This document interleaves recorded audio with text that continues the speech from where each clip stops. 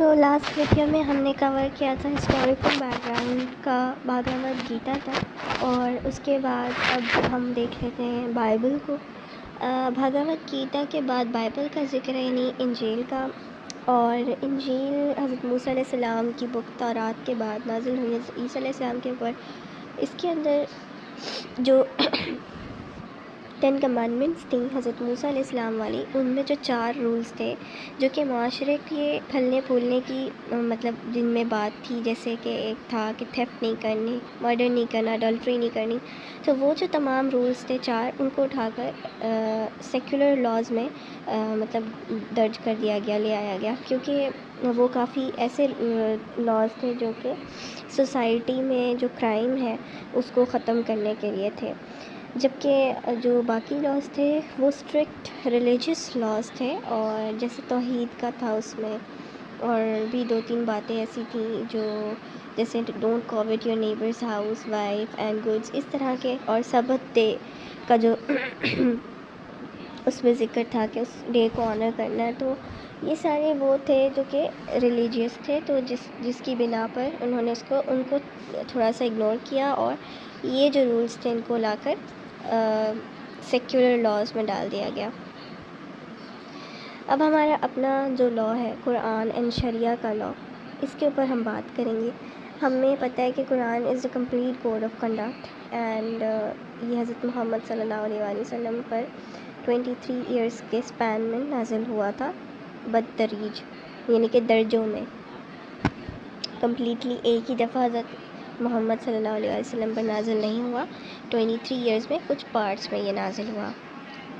Quran is the principal source of Islamic law, the sharia, اور شریعہ کے جو لاز ہیں وہ 4 ہیں، 5 بھی ہیں، اجتہاد بھی اس میں ہے، بٹ یہاں پر اس کا ذکر نہیں ہے۔ Traditional theory of Islamic jurisprudence recognizes 4 sources of sharia, the Quran. اگر آپ کو کوئی مسئلہ سمجھ نہیں آ رہا ہے دنیا میں، کوئی ایسی چیز آ گئی ہے، تو آپ سب سے پہلے، اگر آپ مسلم ہو تو اوبیسلی آپ قرآن میں اس کا حل دیکھیں گے۔ اگر آپ کو قرآن میں وہ کلیئر نہیں ہو رہا، سمجھ نہیں آ رہا، تو پھر آپ حضرت محمد صلی اللہ علیہ وسلم کی لائف سے دیکھیں گے، حدیث میں اور سنت میں۔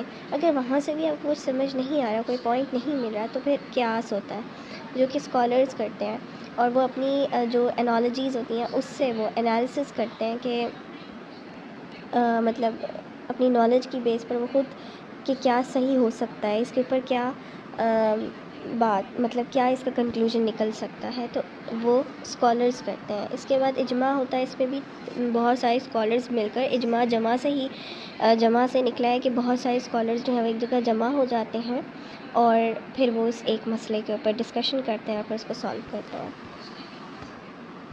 میگنا کارٹا جو ہے یہ یورپ کی پہلی کانسٹیٹیوشن مانی جاتی ہے، ریٹن کانسٹیٹیوشن، 1215 کی بات ہے، جو کہ کنگ جان نے اس کو سائن کیا تھا۔ وہاں کے لوگوں نے مونارچی سسٹم سے تنگ آ کر، یعنی جو کنگڈم کے پاس ساری کی ساری فیوڈلزم کا جو ایک عنصر پیدا ہو گیا تھا کہ جو کنگز تھے ان کے پاس ساری پاورز تھی، وہ کسی بھی طریقے سے ایگزیکیوٹ کر سکتے تھے، تو اس چیز کو ختم کرنے کے لیے زبردستی میگنا کارٹا کو سائن کروایا گیا۔ یہ کچھ رائٹس تھے جو کہ کنگ جان نے ایگری کیے۔ King John was pressured into agreeing to the Magna Carta to make peace in England, تو یہ لوگوں نے خلاف ورزی کی تھی اور لوگوں نے زبردستی یہ سائن کروایا تھا تاکہ جو پاورز ہیں کنگ کی وہ کم ہو جائیں۔ اس کے بعد اسٹیچوٹ آف مرٹن ہے۔ اسٹیچوٹ آف مرٹن جو ہے it is also known as the ancient statute of Merton, was a statute passed by the parliament of England. England کی پارلیمنٹ نے اس کو پاس کیا تھا رین آف ہنری III کے رین میں یہ پاس ہوا، اور اس کو کنسیڈر کیا گیا ہے اسٹیچو، پہلا انگلش اسٹیچو، یعنی لا پوری فارم میں آ گیا تھا، بک فارم میں آ گیا تھا، تو 11 چیپٹرز تھے اس بک کے، اور یہ ایگری کیا گیا تھا containing 11 chapters. The terms of the statute were agreed at Merton between Henry and the barons of England, تو یہ ہنری یعنی جو اس وقت رولر تھے ان کے درمیان اور جو انگلینڈ کے لوگ تھے ان کے درمیان یہ ایگریمنٹ ہوا۔ It was another instant along with میگنا کارٹا۔ میگنا کارٹا کی طرح یہ بھی ایک اور انسٹنس تھا جو کہ ایک ہی سملر پرپز کے لیے بنایا گیا کہ جو کنگ شپ کی پاورز ہیں اس کو ختم کرنا۔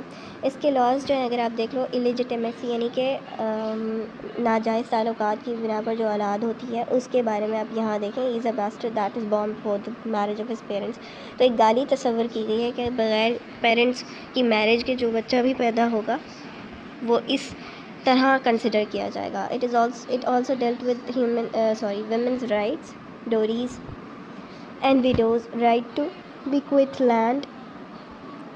تو یہ دیکھ لیں آپ, ویمن کے رائٹس کے لیے بھی اس نے آواز اٹھائی, جو کہ جہیز ہے اس کے اوپر بات کی انہوں نے, اور ویڈوز یعنی کہ بیواؤں کے رائٹ کے اوپر.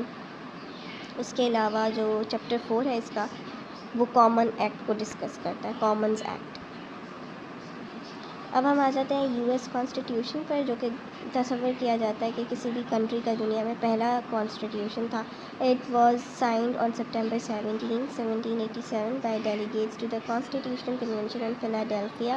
اس جگہ پر اس کو سائن کیا گیا تھا کنونشن کے تحت. اور جو کانسٹیٹیوشن ہے وہ کمپرائز کرتی ہے 7 آرٹیکلس کی, اور یہ آؤٹ لائن کرتی ہے فریم آف گورنمنٹ, کیسی مطلب نیشنل فریم آف گورنمنٹ بتاتی ہے کہ کیسی گورنمنٹ ہونی چاہیے, اور یہ بتاتی کہ مطلب کس نوعیت کی کیا کیا چیزیں گورنمنٹ میں ہونی چاہیے. اٹ ہیز بین امینڈڈ 27 ٹائمز اس کو چینج کیا گیا ہے.